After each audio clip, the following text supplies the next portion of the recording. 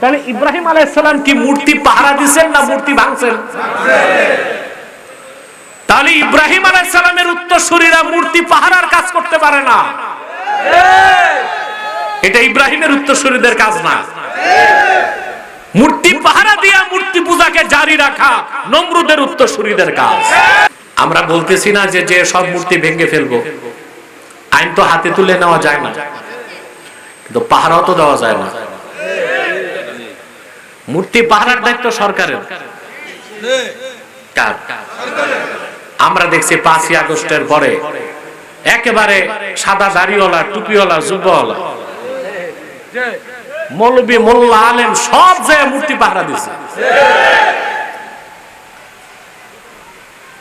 তাদের কাছে আমার প্রশ্ন, 24 সালের 5ই আগস্টের পরে তোমরা মূর্তি পাহারা দিয়েছো, আর আজকে পশ্চিম বাংলায় মুসলমানদের মসজিদগুলোকে বন্ধ করা হচ্ছে, গোশতের দোকানকে উচ্ছেদ করা হচ্ছে, মসজিদের ভিতরে ঢোল তবলা বাজানো হচ্ছে, আর সেজদারত মুসল্লিদের মাথায় পা রাখা হচ্ছে। বাংলাদেশে তোমরা যারা মূর্তি পাহারা দিয়েছো, পশ্চিম বাংলায় মুসলিম নির্যাতনের বিরুদ্ধে মাঠে নামো নাই কেন জানতে চায় জনগণ।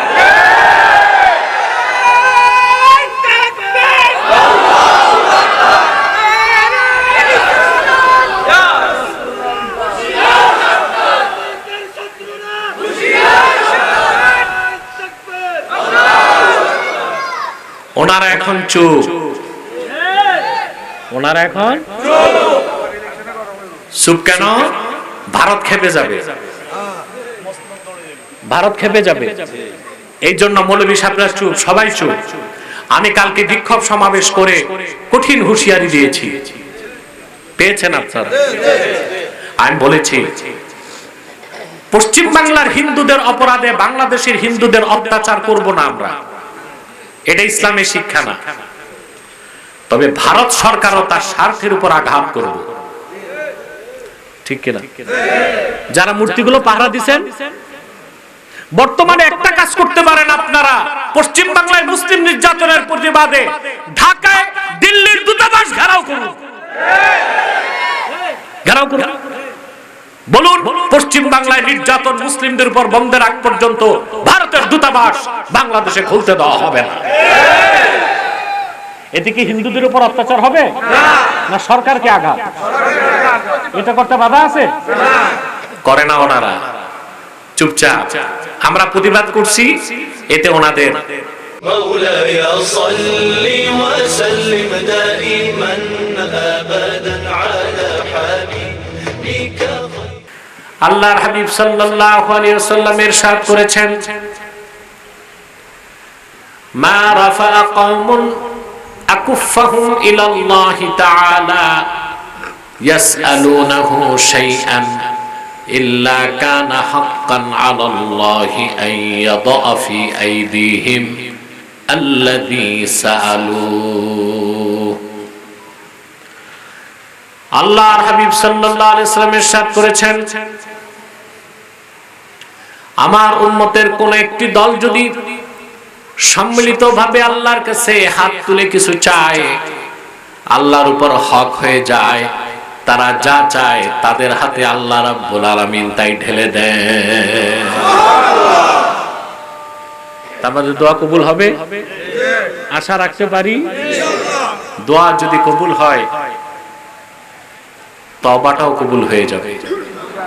তওবা কবুল হলে কবিরা গুনাহগুলো মাফ হয়ে যাবে। এতে আমরা খুশি না বেজার? বেজার কে? শয়তান বেজার। শয়তান বেজার, তার চেলাচামুন্ডারাও বেজার। শয়তানের সব চেষ্টা ব্যর্থ হয়েছে, এখন একটা চেষ্টা বাকি আছে, মুনাজাতের আগে উঠানো যায় কিনা।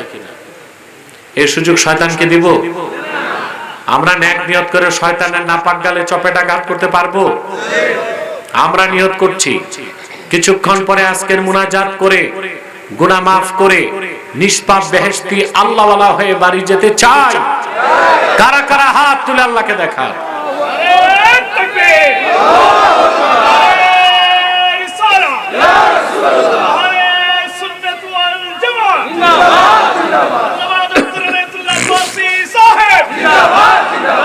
পড়ুন نعوذ بالله من الشيطان الرجيم بسم الله الرحمن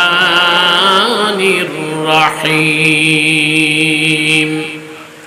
وإذ ابتلى إبراهيم ربه بكلمات فأتمهن قال إني جاعلك للناس إماما قال ومن ذريتي قال لا ينال عهد الظالمين صدق الله العظيم وصدق رسوله النبي الكريم ونحن على ذلك من الشاهدين والشاكرين والحمد لله رب العالمين আল্লাহ তাআলা কোরআন কারীমে মুসলিম জাতির জনক হযরত ইব্রাহিম খলিলুল্লাহর পরীক্ষার কথাগুলো তুলে ধরেছেন। আল্লাহ তাআলা বলেন, মুহাম্মদ সাল্লাল্লাহু আলাইহি ওয়াসাল্লাম আপনি স্মরণ করুন, ইব্রাহিমকে যখন তার রব ইব্রাহিম আলাইহিস সালামের রব যখন তার কিছু পরীক্ষা নিলেন, হযরত ইব্রাহিম প্রতিটি পরীক্ষা পরিপূর্ণতার সাথে আদায় করল। সুবহানাল্লাহ। আল্লাহ প্রদত্ত সবগুলো পরীক্ষা তিনি সুন্দরভাবে উত্তীর্ণ হলেন। আল্লাহ ডাক দিয়ে বললেন, ইন্নী জাইলুকা লিন-নাসি ইমামা। ইব্রাহিম, তুমি পরীক্ষায় উত্তীর্ণ হয়েছো, আমি তোমাকে মানব জাতির নেতা বানাবো। হযরত ইব্রাহিম তাৎক্ষণিক বললেন, ওয়ামিন যুররিয়াতি, আমার বংশধর থেকেও কি এই নেতৃত্বের গুণ থাকবে তাদের মধ্যে? তাদের মধ্য থেকেও কি নেতা হবে? আল্লাহ বললেন, ক্বালা লা ইয়ানালু আহদিজ জালিমিন, এই নেতৃত্বের আমানত কখনো জালেম যারা শিরক এবং কুফরে লিপ্ত হবে তারা লাভ করতে পারবে না। ইব্রাহিম আলাইহিস সালাম হচ্ছেন মুসলিম জাতির জনক। আমাদের জনকের নাম কি? জোরে বলেন। আমরা ইব্রাহিম আলাইহিস সালামকে বাদ দিয়া রাজনৈতিক স্বার্থে, সাংস্কৃতিক স্বার্থে অন্য কাউকে বাপ বানাতে পারি না। এই সুযোগ মিল্লাতা আবিকুম ইব্রাহিম হুয়া সাম্মাকুমুল মুসলিমিন। আল্লাহ কর্তৃক নির্ধারিত জনক একজন, কে? ইব্রাহিম আলাইহিস সালাম। পৃথিবীর সমস্ত মুমিনদের আধ্যাত্মিক পিতা, সুবহানাল্লাহ, রাসূলুল্লাহ সাল্লাল্লাহু আলাইহি ওয়াসাল্লাম, ঠিক না? মানব জাতির আদি পিতা আদম আলাইহিস সালাম। প্রত্যেকটা মানুষের আছে জন্মদাতা পিতা, আর মিল্লাতের পিতা ইব্রাহিম খলিলুল্লাহ। এর বাইরে যাকে তাকে পিতা বানাবার কোনো সুযোগ নাই। এগুলো আমরা করছি, এতদিন করছি না? কথা বলে না, কিন্তু এই সুযোগ ইসলামে নাই। হযরত ইব্রাহিম আলাইহিস সালাম আমাদের পিতা এবং আমাদের নেতা। নেতা বানাবার আগে আল্লাহ তার পরীক্ষা নিলেন। কি নিলেন? সর্বপ্রথম পরীক্ষাই ছিল তার জ্ঞানগত পরীক্ষা। সুবহানাল্লাহ বলে। তার বয়স যখন কম, ওনার বাড়ি ছিল ইরাকের বাবেলে। কোথায়? বাবেল শহরে। ওখানে রাজত্ব করত নমরুদ। সেই এলাকার সবগুলো মানুষ ছিল পৌত্তলিক মূর্তি পূজারী, প্রকৃতি পূজারী। কেউ করত চাঁদের পূজা, কেউ সূর্যের পূজা, কেউ নক্ষত্রের পূজা, কেউ আকাশের পূজা, কেউ আগুনের পূজা, কেউ মূর্তি দেবদেবীর পূজা। আল্লাহ রাব্বুল আলামিন বলেন, হযরত ইব্রাহিম আল্লাহর তাওহীদের পথে অগ্রসর হতে লাগলেন। সমস্ত পৌত্তলিকতা, সৃষ্টির ইবাদত থেকে মুখ ফিরিয়ে তিনি আল্লাহ মুখী হয়ে গেলেন। বলেন সুবহানাল্লাহ। কিভাবে? আল্লাহ কোরআন শরীফে বলেন, ফালাম্মা জান্না আলাইহিল লাইলু রাআ কাওকাবা ক্বালা হাযা রাব্বি ফালাম্মা فلما أفل قال لا أحب الآفلين ছোট্ট মানুষ হযরত ইব্রাহিম কিশোর বালক মাত্র জ্ঞান আসছে আল্লাহ বলেন ইব্রাহিমকে যখন রাত আচ্ছন্ন করে ফেললো আকাশ পানে তাকিয়ে নক্ষত্র দেখলো নক্ষত্র দেখে বলল হাযা রাব্বি এটা আমার রব নক্ষত্র যখন ম্লান হয়ে গেল তিনি বললেন যে জিনিসের শক্তি কমে বাড়ে ম্লানশীল ক্ষয়ঞ্চু ধ্বংসপ্রাপ্ত এরকম কোন অপরিপূর্ণ সত্তাকে ইব্রাহিম রব মানতে পারে না আরে ভাই আমি কি কবরস্থানে না মাহফিলে তো বুঝবো কেমন করে এমনিতে আমার থেকে দূরে বসছে একটু কথা বলো সমস্বরে সুবহানাল্লাহ রাত যখন বাড়লো দেখলেন চাঁদ কি দেখলেন আল্লাহ রাব্বুল আলামিন বলেন ফালাম্মা রাআল কমারা বাযিগান ক্বালা হাযা রাব্বি ফালাম্মা আফালা ক্বালা লা ইল্লাম ইয়াহদিনি রাব্বি লাআকুনান্না মিনাল কওমিদ দাল্লিন আবার তিনি যখন আকাশে চাঁদ দেখলেন চাঁদ দেখে বললেন নক্ষত্র নয় এটা আমার রব চাঁদ যখন ম্লান হয়ে গেল তিনি বললেন এটা রব হতে পারে না আমার রব যদি আমাকে হেদায়েত না করতেন আমিও পথভ্রষ্টদের কাতারে শামিল হয়ে যেতাম দেখলেন সূর্য আল্লাহ পাক বলেন فلما رأى الشمس بازغة قال هذا ربي هذا أكبر فلما أفل قال يا قوم إني بريء مما تشركون সূর্য দেখলেন দেখে বললেন এটা বড় এটা আমার রব সূর্য যখন ডুবে গেল তিনি বললেন না এটাও রব হতে পারে না হে আমার জাতি হে আমার কওম তোমরা যেগুলোর পূজা করো ইবাদত করো এই সমস্ত শিরক থেকে আমি ইব্রাহিম মুক্ত বলেন সুবহানাল্লাহ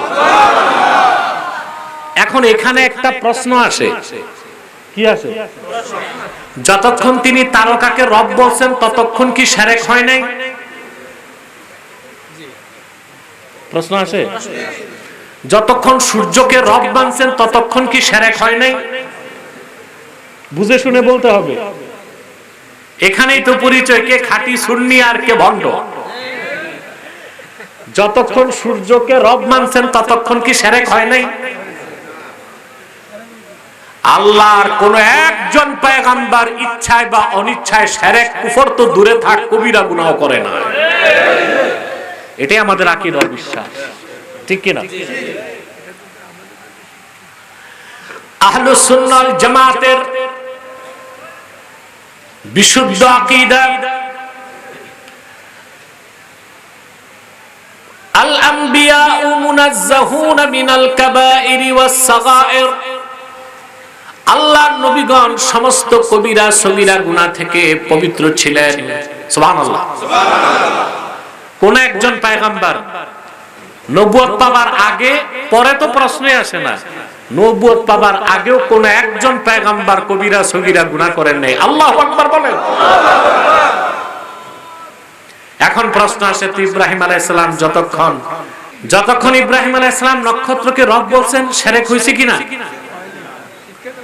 চাঁদকে বলছেন শিরক হইছে আবুল আলা মওদুদী সাহেব এটা বুঝে নাই এইজন্য তাফহিমুল কোরআনে তিনি লিখে দিয়েছেন कुछ अरसे के लिए इब्राहिम अलैहिस्सलाम शिर्क में मुब्तला हो गए थे बोले नाउजुबिल्लाह যে কিছু সময়ের জন্য ইব্রাহিম আলাইহিস সালাম শিরকে লিপ্ত হয়েছিল নাউজুবিল্লাহ বলে তা ওই নিজে যা বুঝলাম তা তাফসীর করলে ওটা তাফসীর হয় না তাফসীর বিল রায় হয় মন গড়া তাফসীর দুনিয়ার সমস্ত মুফাসসির একমত হযরত ইব্রাহিম যখন বলেছেন নক্ষত্রকে বলেছেন হাদা রাব্বি এখানে কথাটা উজ্জ্বল আছে, হাদা রাব্বি ফি জামিকুম। ওনার সামনে ছিল নক্ষত্র পূজারীরা, তাদেরকে তিনি লক্ষ্য করে বললেন, এটা তোমাদের ধারণায় আমার রব, এটা রব হতে পারে না। যখন তিনি চাঁদ দেখেছেন তখন বলেছেন, চন্দ্র পূজারীরা, তোমাদের ধারণায় এটা আমার রব, এটাও রব হতে পারে না। যখন সূর্য দেখেছেন তখন ছিল সূর্য পূজারীরা, তাদেরকে বলেছেন, তোমাদের ধারণায় এটা আমার রব, এটাও রব হতে পারে না। শোনো রবকে, ইন্নী ওয়াজ্জাহতু ওয়াজহিয়া লিল্লাযী ফাতারাস সামাওয়াতি ওয়াল আরদা হানিফান ওয়া মা আনা মিনাল মুশরিকিন। আমরা যে নামাজ পড়ি, নামাজ কবুল হয় না তো। যার নামাজ কবুল হয় সে গুনার কাজ করতে পারে না। কথা বলেন। আমাদের দেশে দেখি নামাজ পড়তে পড়তে বাটকারার মতো দাগ হয়ে গেছে, কিন্তু সমানে সুদ খায়, ঘুষ খায়। বিচারে বসলে দুই দিক থেকে আকিস বিড়ির প্যাকেট নেয়। এগুলো নাই তো আপনাদের দেশে? কম আছে নাকি?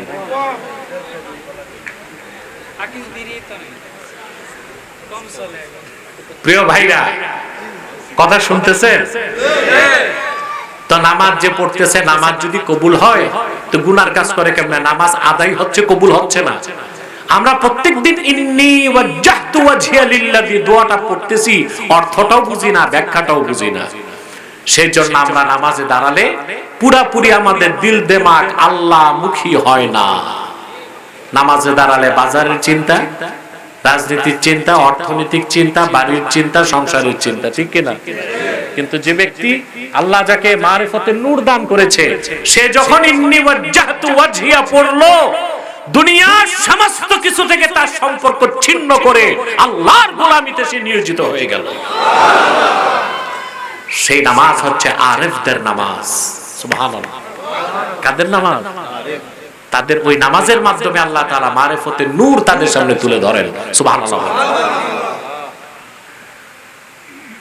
বাবেলের চতুর্দিকে খবর হয়ে গেল, ইব্রাহিম সে নক্ষত্র পূজা, চন্দ্র পূজা, সূর্য পূজার বিরোধিতা করে, সে আল্লাহর ইবাদত করে। চতুর্দিকে সংবাদটা ছড়ায় গেল। আল্লাহর পক্ষ থেকে আদেশ আসছে, ইব্রাহিম তুমি পৌত্তলিক মূর্তি পূজারী যারা, তাদেরকে তাওহীদের দাওয়াত দাও। কথা বুঝতেছেন? এসব ছিল হযরত ইব্রাহিমের পরীক্ষা। কি ছিল? সব কি ছিল হযরত ইব্রাহিমের পরীক্ষা। আল্লাহ বলেন যাও। তিনি একটু চিন্তিত হলেন যে আমি ছাড়া আল্লাহর তাওহীদ বিশ্বাসী আর একজনও নাই, সব মূর্তি পূজারী। সব কি তাবিজের দাওয়াত দিব কিভাবে? তিনি ভাবলেন আল্লাহর হুকুম যেহেতু, এটা আমাকে মানতেই হবে, সঙ্গে কে আছে তা দেখার প্রয়োজন। সুবহানাল্লাহ বলবেন না? হযরত ইব্রাহিম আলাইহিস সালাতু ওয়াস সালাম চলে গেলেন পূজা মণ্ডপে। কোথায় গেলেন? পূজা মণ্ডপে চলে গেলেন। সেখানে যে দেখেন বিশাল আকৃতির বিভিন্ন রকম মূর্তি, যেগুলোর ইবাদত করে দেশের সব মানুষ। নাউজুবিল্লাহ বলেন। তিনি যেই তাদেরকে বললেন এগুলো কি, বলে এগুলো আমাদের খোদা। নাউজুবিল্লাহ বলেন। তিনি বললেন, إذ قال لأبيه وقومه ما هذه التماثيل التي أنتم لها عاكفون। এসব তো নিছক কিছু প্রতিমা, ভাস্কর্য, মূর্তি যা তোমরাই তৈরি করছো, আর এগুলোর তোমরা ইবাদত করো। কেন করো? তাদের কাছে কোনো দলিল নাই, প্রমাণ নাই। তারা একটা যুক্তি দিল।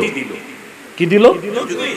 তারা বলল, ক্বালু ওয়াজাদনা আবা'ানা লাহা আবিদিন। এসব মূর্তি পূজার পক্ষে আমাদের কোনো যুক্তি নাই, তবে বাপ-দাদা সবাইকে দেখছি এগুলো করতে, আমরাও করি। বলেন নাউজুবিল্লাহ।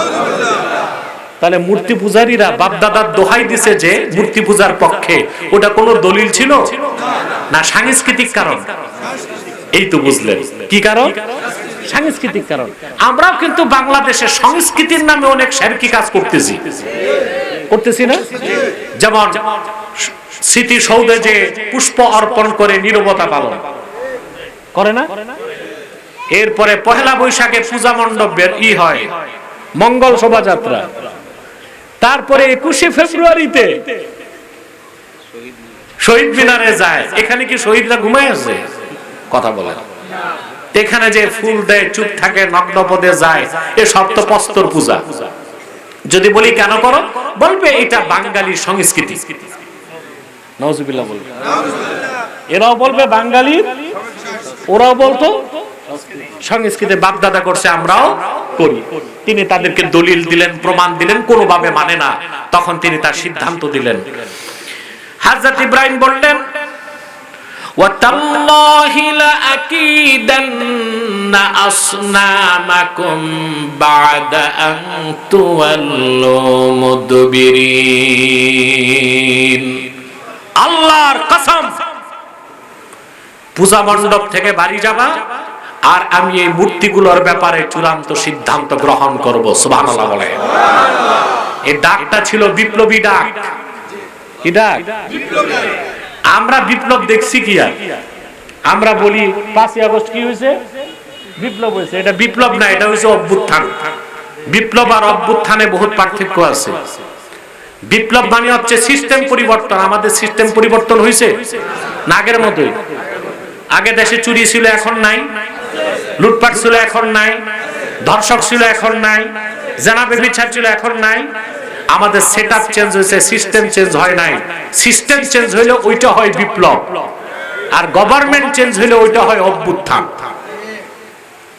পৃথিবীতে প্রথম বিপ্লবের ডাক দিয়েছেন ইব্রাহিম খলিল। সেটা রাজনৈতিক স্বার্থে নয়, আল্লাহর তাওহীদের পক্ষে। বলেন সুবহানাল্লাহ। সব গেছে বাড়ি, সব গেছে।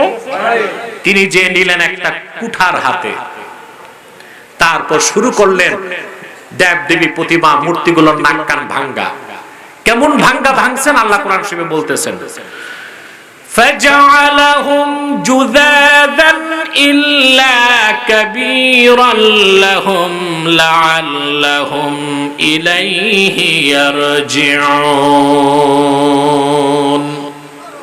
জুদাদা, তিনি কুঠার দিয়া মূর্তিগুলোকে ভাঙ্গা টুকরা টুকরা করে দিলেন। বড়টারে রেখে দিয়েছেন যেন তারা প্রশ্ন করলে তাদের কাছে তিনি ফিরাইতে পারেন যে কে করছে, বড়টারে জিজ্ঞেস করে। এর জন্য একটাকে রাখছেন। তাহলে ইব্রাহিম আলাইহিস সালাম কি মূর্তি পাহারা দিবেন না মূর্তি ভাঙছেন? তাহলে ইব্রাহিম আলাইহিস সালামের উত্তরসূরিরা মূর্তি পাহারার কাজ করতে পারে না। এটা ইব্রাহিমের উত্তরসূরিদের কাজ না। মূর্তি পাহারা দিয়া মূর্তি পূজাকে জারি রাখা নমরুদের উত্তরসূরিদের কাজ।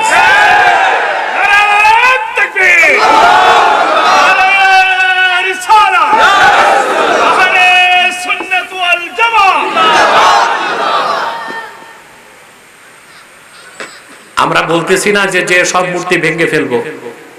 আইন তো হাতে তুলে নেওয়া যায় না, কিন্তু পাহারাও তো দেওয়া যায় না। মূর্তি পাহারার দায়িত্ব সরকারের। আমরা দেখছি 5ই আগস্টের পরে একেবারে সাদা দাড়িওয়ালা, টুপিওয়ালা, যুবওয়ালা, মৌলবী, মোল্লা, আলেম সব যে মূর্তি পাহারা দিচ্ছে। তাদের কাছে আমার প্রশ্ন, 24 সালের 5ই আগস্টের পরে তোমরা মূর্তি পাহারা দিয়েছো, আর আজকে পশ্চিম বাংলায় মুসলমানদের মসজিদগুলোকে বন্ধ করা হচ্ছে, গোশতের দোকানকে উচ্ছেদ করা হচ্ছে, মসজিদের ভিতরে ঢোল তবলা বাজানো হচ্ছে, আর সেজদারত মুসল্লিদের মাথায় পা রাখা হচ্ছে। বাংলাদেশে তোমরা যারা মূর্তি পাহারা দিয়েছো, পশ্চিম বাংলায় মুসলিম নির্যাতনের বিরুদ্ধে মাঠে নামো নাই কেন জানতে চায় জনগণ।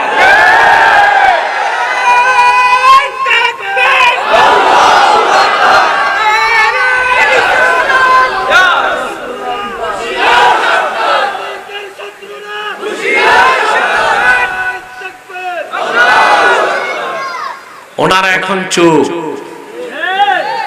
ওনারা এখন চুপ কেন? ভারত খেপে যাবে। ভারত খেপে যাবে। এই জন্য মৌলভী সাহেবরা চুপ, সবাই চুপ। আমি কালকে বিক্ষোভ সমাবেশ করে কঠিন হুঁশিয়ারি দিয়েছি, পেয়েছেন আপনারা? আমি বলেছি পশ্চিম বাংলার হিন্দুদের অপরাধে বাংলাদেশের হিন্দুদের অত্যাচার করব না আমরা, এটা ইসলামের শিক্ষা না।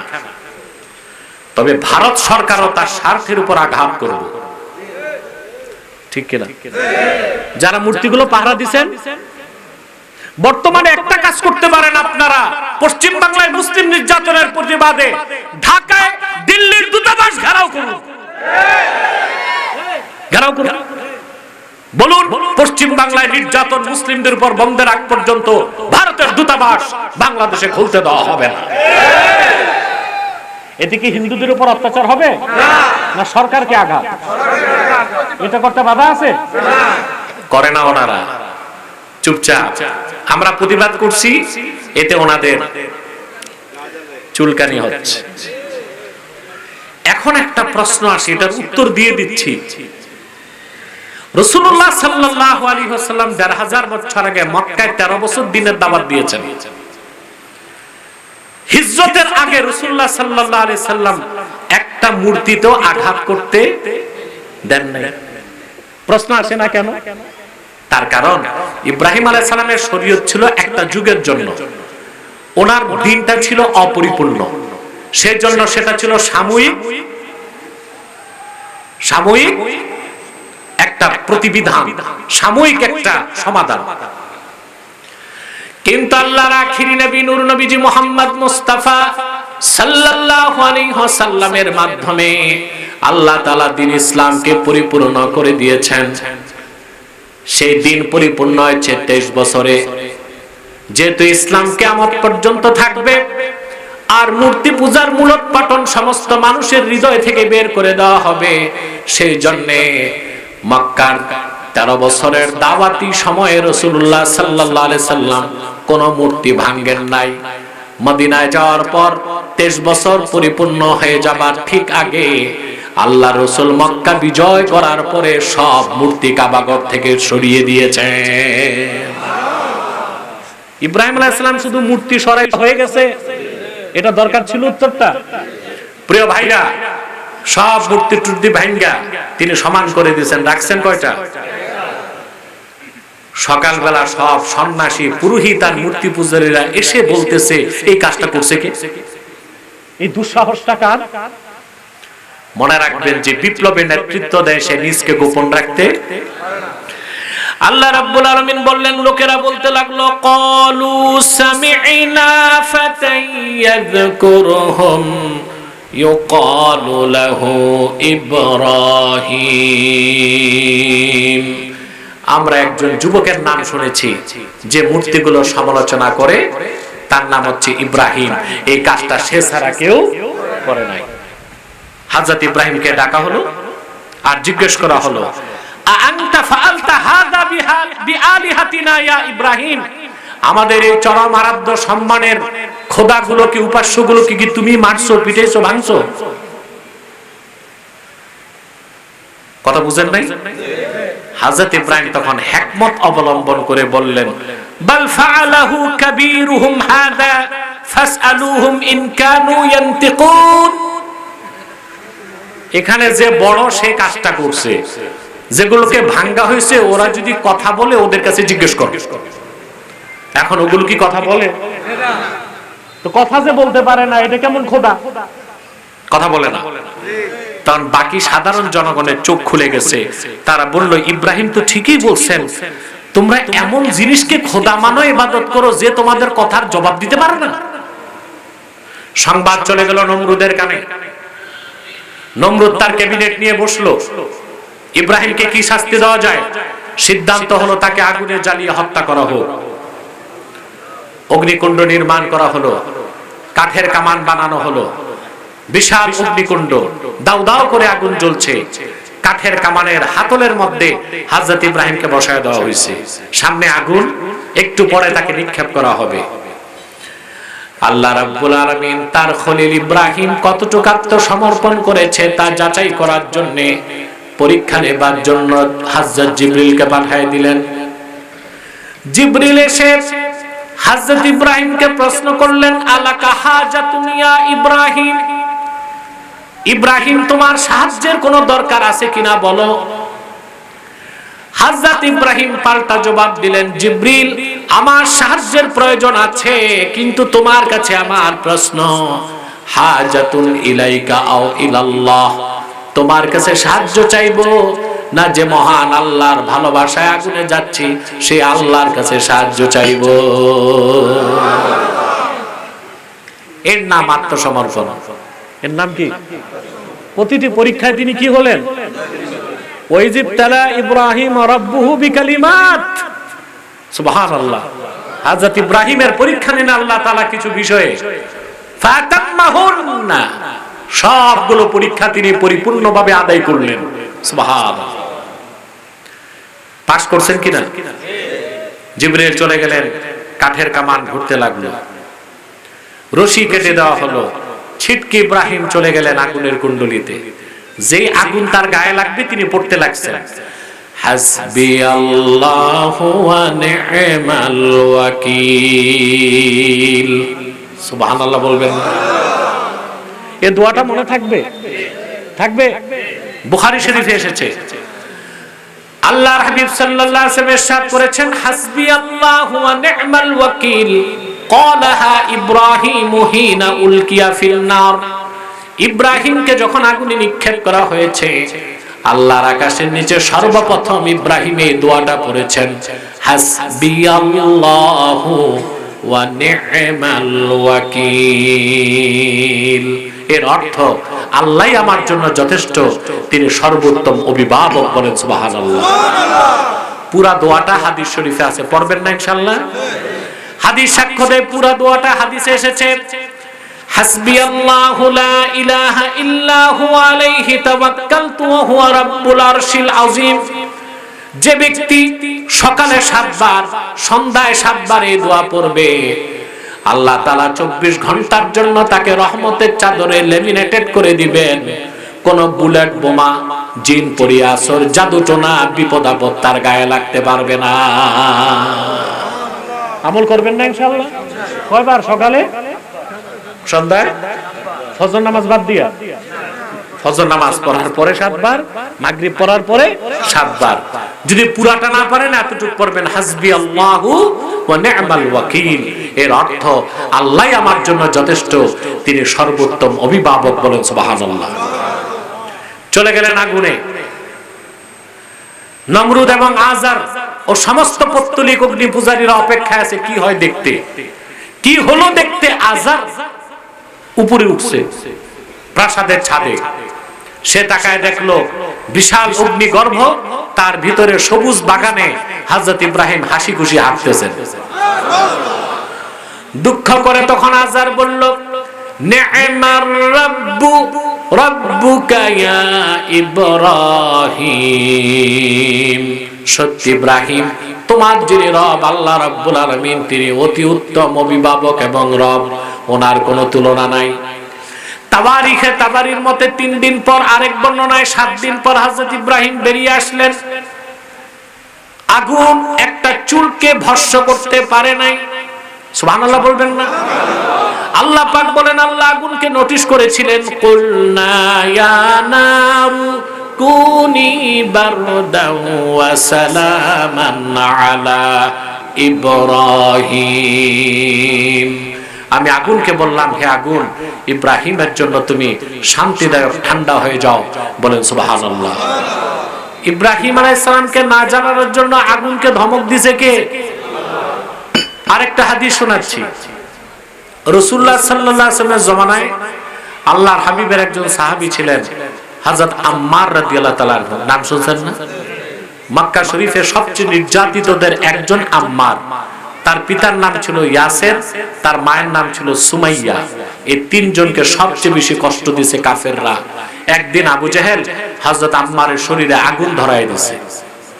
জীবন্ত মানুষ, আগুন জ্বলছে দাউ দাউ করে, তিনি মরুভূমিতে দৌড়াচ্ছেন, কেউ কাছে যায় না আবু জেহেলের ভয়তে। রাসূলুল্লাহ সাল্লাল্লাহু আলাইহি ওয়াসাল্লাম শোনার সাথে সাথেই দৌড়িয়ে আসলেন। হাদিস সাক্ষ্য দেয় আল্লাহর হাবিব সাল্লাল্লাহু আলাইহি ওয়াসাল্লাম আগুনকে ধমক দিয়ে বললেন, ইয়া নারু কুনি বারদাও ওয়া সালামান আলা আম্মার কামা কুনতি আলা ইব্রাহিম। ওরে আগুন, আমার আম্মারের জন্য তুমি শান্তিদায়ক ঠান্ডা হয়ে যাও, যেভাবে আরেকবার আমার দাদা ইব্রাহিমের জন্য তুমি হয়ে গেছিলা। রাসূলুল্লাহ সাল্লাল্লাহু আলাইহি সাল্লামের ধমকের সাথে সাথে হযরত আম্মারের শরীরের আগুন বাতাসে মিলিয়ে গেল। বলেন সুবহানাল্লাহ। শরীরের কোথাও তার আগুনের দাগও রইল না। চিন্তার বিষয় হচ্ছে, ইব্রাহিম আলাইহিস সালামের আগুনকে ধমক দিছিলেন আল্লাহ, আর হযরত আম্মারের আগুনকে ধমক দিবেন আল্লাহর রাসূল। সুবহানাল্লাহ, সুবহানাল্লাহ, সুবহানাল্লাহ। প্রিয় ভাইরা, হযরত ইব্রাহিম আলাইহিস সালাম অগ্নিকুণ্ড থেকে বেরিয়ে আসলেন, তা দেখে অসংখ্য লোক মুসলমান হয়ে গেল। ওনার ভাতিজা লূত আলাইহিস সালাম উনিও ঈমান আনলেন। আল্লাহ হযরত লূতকে নবী বানায় দিলেন। এবার আল্লাহর পক্ষ থেকে আরেকটা পরীক্ষা আসলো, ইব্রাহিম এবার তুমি বাবেল ছেড়ে আরদুল মুকাদ্দাসা কেনআন চলে যাও, ফিলিস্তিন অঞ্চলে। কোথায়? আল্লাহর হুকুম হলো, তিনি তার স্ত্রী পরিজন সন্তান নিয়ে সোজা মিশর হয়ে চলে গেলেন কেনআন। আল্লাহর পক্ষ থেকে আবার পরীক্ষা আসলো, ইব্রাহিম তুমি তোমার স্ত্রী হাজেরা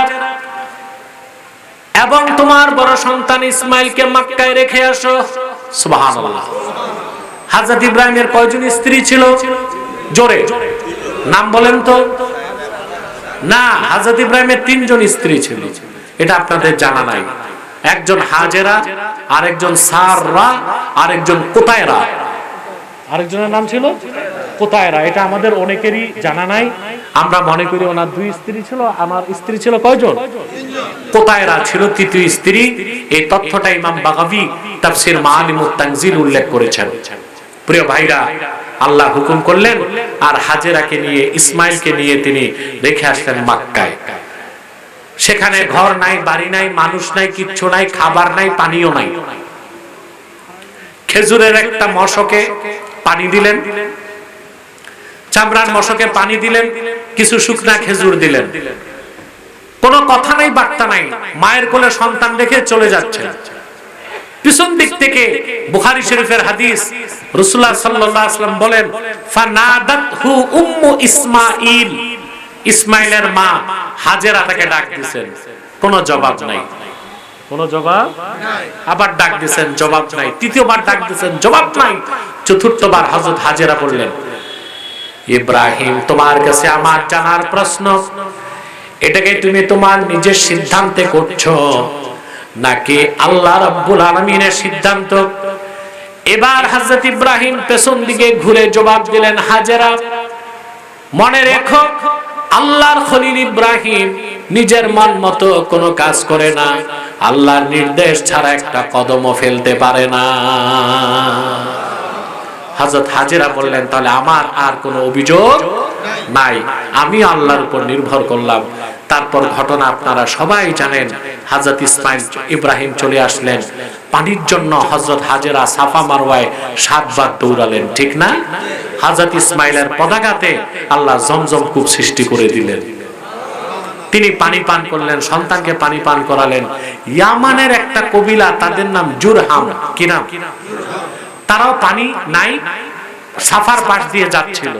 যখন দেখলো উপরে পাখি ঘুরতেছে, ওরা সাফা পাহাড় পার হয়ে এসে দেখলো একটা পানির স্বচ্ছ ফোয়ারা, পাশে বসে আছে স্বর্গীয় চেহারাদারী এক নারী, আর নারীর কোলে ফুটন্ত ফুলের চেয়ে সুন্দর এক শিশু। তারা বুঝলো এই জনমানব শূন্য জায়গায় একজন মহিলা, যেন তেন মহিলা নয়, যেন তেন। তারা এসে হযরত হাজেরাকে বললেন, আম্মা পানির তৃষ্ণায় আমরা মরে যাচ্ছি, যদি আপনার অনুমতি থাকে এই পানির কূপ থেকে আমরা পানি পান করতে চাই। তিনি বললেন, এই কূপ আমার মালিকানা নয়, আল্লাহর কূপ, কিয়ামত পর্যন্ত আল্লাহর বান্দাদের জন্য খোলা থাকবে। পানি পান করে এত মজা পেল, তারা সিদ্ধান্ত নিল আর ইয়ামান ফিরে যাবে না। হযরত হাজেরার অনুমতি নিয়ে সাফা মারওয়া পাহাড়ের চারপাশে বাড়িঘর নির্মাণ করলো তারা। সুবহানাল্লাহি বিহামদি। জনমানব শূন্য একটা এলাকাকে আল্লাহ তাআলা মক্কা নগরী বানায় দিলেন। ফালাম্মা বালাগা মাআহু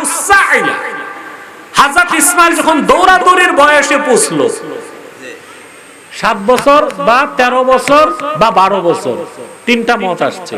7 বছর, 12 বছর বা 13 বছর, এই বয়সে তিনি দৌড়াদৌড়ি করেন। হযরত ইব্রাহিম আসছেন, এইবার তার চূড়ান্ত পরীক্ষা। সুবহানাল্লাহ বলেন। কি পরীক্ষা? হযরত ইব্রাহিম ইসমাইলকে বুকে জড়ায় ধরলেন। সন্তানের ভালোবাসা যখন তার হৃদয়ে ঢেউ সৃষ্টি করে দিল, আল্লাহ তাআলা স্বপ্নে 3 দিন তারে পরপর দেখালেন, তুমি তোমার সবচেয়ে প্রিয় জিনিসটা আল্লাহর জন্য কোরবানি করো। আল্লাহর পয়গম্বর ইব্রাহিম বুঝতে পেরেছিলেন নবীদের স্বপ্ন নিছক স্বপ্ন নয়, সেটা ওয়াহী। সেটা কি? নবীগণের স্বপ্ন কি ছিল? নবীদের স্বপ্ন ছিল ওয়াহী। কি ছিল? ওয়াহী। সুবহানাল্লাহ। তিনি সন্তানকে ডেকে বললেন, ইন্নী আরা ফিল মানামি আন্নী আযবাহুক ফানজুর মাযা তারা। আমি স্বপ্ন দেখছি, দেখলাম যে আমি তোমাকে জবাই করছি, তুমি এখন চিন্তা করে দেখো।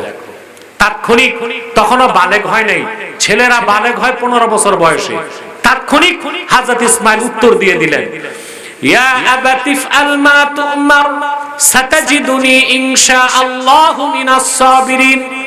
প্রিয় পিতা আমার, আপনি আল্লাহ যা হুকুম করছেন তা জলদি করুন, আমার পক্ষ থেকে কোনো আপত্তি নাই। অনতি বিলম্বে আপনি আমাকে ধৈর্যশীলদের মধ্যে পেয়ে যাবেন। ঘটনাটা লম্বা করছি না, তিনি সন্তানকে নিয়ে গেলেন মিনাতে, হাত পা বেঁধে জবাই করবেন।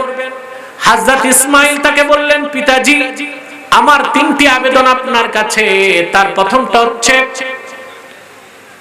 প্রথমটা হচ্ছে তুরসিলু সাউবি ইলা উম্মি হাজার।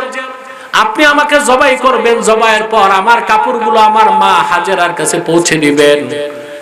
আমার দ্বিতীয় আবেদন হচ্ছে, আপনি আমাকে যখন জবাই করবেন তুকাল্লিবু ওয়াজহি ইলাল আরদ, আমার চেহারাটা মাটির দিকে ঘুরায় দিবেন, যেন আপনার সাথে চোখাচোখি আমার না হয়। সুবহানাল্লাহ বলবেন না? 3 নাম্বার, আমার হাত পা বেঁধে নিবেন। জবাই করার সময় আমি যদি হাত পা নাড়াই, আল্লাহ রাব্বুল আলামিনের হুকুম মানার ক্ষেত্রে ব্যাঘাত হয়ে যাবে। আল্লাহ পাক বলেন, 3 শর্ত পূরণ করে হযরত ইব্রাহিম সন্তানকে কাঁধ করে শোয়াই দিলেন।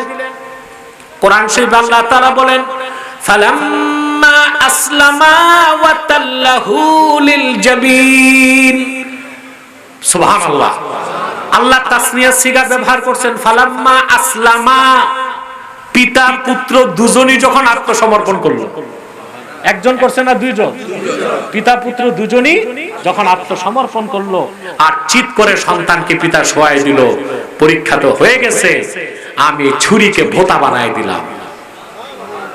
ছুরি চালাচ্ছে, ছুরি কাজ করতেছে না। আল্লাহ তাআলা ডাক দিয়ে বলেন, আমি ডাক দিয়ে বললেন, কাসাদদাক্তার রুইয়া ইন্না কাযালিকা নাজজিল মুহসিনিন। ইব্রাহিম, তুমি স্বপ্নকে সত্য বানাই দিছো, তোমার সদিচ্ছা আমি দেখে ফেলেছি, তাকে জবাই করতে হবে না। জান্নাত থেকে দুম্বা পাঠিয়ে দিলেন, তিনি জবাই করলেন। সেই শুরু হয়ে গেল কোরবানির ইতিহাস। বলেন সুবহানাল্লাহ।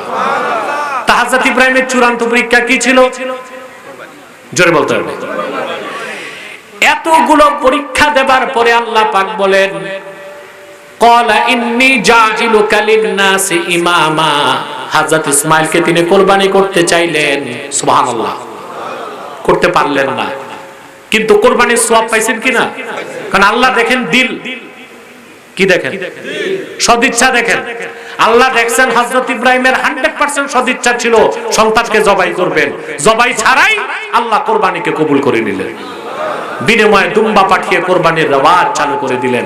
হযরত ইব্রাহিম আলাইহিস সালাম এতগুলো পরীক্ষা দিয়ে উত্তীর্ণ হওয়ার পর আল্লাহ বললেন, ইব্রাহিম, আমি তোমাকে নেতা বানাবো মানুষের। তাহলে বোঝা যায় মুসলমানদের নেতৃত্ব দিতে নেতাকে ঈমানের পরীক্ষায় উত্তীর্ণ হতে হবে কিনা বলেন?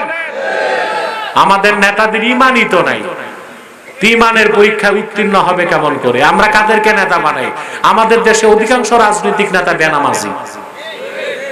ঠিকটা তো ঠিক মতো বললেন না? ব্যবসার মধ্যে আছে চুরি, আছে সুদের ব্যবসা, ঘুষের ব্যবসা, চুরি চামারি, এদেরকে আমরা নেতা বানাই। অথচ মুসলমানদের খাসলাত হবে তারা নেতা বানাবে যাকে দেখতে হবে তার ঈমান আছে কিনা, নামাজ পড়ে কিনা, চরিত্র ঠিক কিনা। অতএব সেজন্য আমি বলবো, আমরা ইব্রাহিম আলাইহিস সালামের সন্তান হিসেবে আল্লাহর হাবিব নূর নবীজি মুহাম্মদ সাল্লাল্লাহু আলাইহি সাল্লামের উম্মত হিসেবে আমাদের সবচেয়ে বড় কাজ হচ্ছে আমাদেরও যদি ঈমানের পরীক্ষা আসে সেই পরীক্ষা আমাদের উত্তীর্ণ হতে হবে। পারবো না ইনশাআল্লাহ? আর সামনে কুরবানি সমাগত, আমাদের নিয়তগুলো যেন ঠিক হয়। পারবো তো ইনশাআল্লাহ? কে কত বড় গরু কুরবানি দিবেন এটা কিন্তু আল্লাহ দেখবেন না, আল্লাহ দেখবেন কার নিয়ত কত ঠিক আছে। ঠিক কি না? আল্লাহ রাব্বুল আলামিন বলেন লাইয়ানালাল্লাহু লুহুমুহা ওয়ালা দিমাউহা ওয়ালাকিন ইয়ানালুহুত তাকওয়া মিনকুম। কুরবানি যখন দেওয়া হয় সেটার গোশত রক্ত কিছুই আল্লাহর কাছে পৌঁছে না, বরং আল্লাহর কাছে পৌঁছে তোমাদের দিলের তাকওয়া, তার মানে নিয়ত। আপনারা কুরবানির সময় প্রতিযোগিতা করেন যে আমার পাশের লোক কুরবানি দিয়েছে 2 লাখ, আমারটা হইতে হবে 2.5 লাখ। কথা বলেন। আরেকজন নিয়ত করে তারটা 2.5 লাখ, আমারটা হবে 3.5 লাখ। এইসব প্রতিযোগিতার ভিত্তিতে বড় লোকই দেখাতে যারা কুরবানি দিবেন, গোশত খাওয়া ছাড়া আর কোনো উপকার তাদের হবে না। অতএব আসুন আমরা যে কথাগুলো শুনলাম, যে আমাদের হযরত ইব্রাহিম আলাইহিস সালাম অসংখ্য পরীক্ষায় উত্তীর্ণ হয়েছেন, কুরবানির সময় আমাদেরও পরীক্ষা, আমাদেরও কি সেটা হচ্ছে কার নিয়ত কতটুক সহি, কার নিয়ত কতটুক বিশুদ্ধ। আমরা যেন নিয়তের পরীক্ষায় উত্তীর্ণ হতে পারি, খাঁটি মুসলিম হতে পারি। বলুন আল্লাহুম্মা আমিন।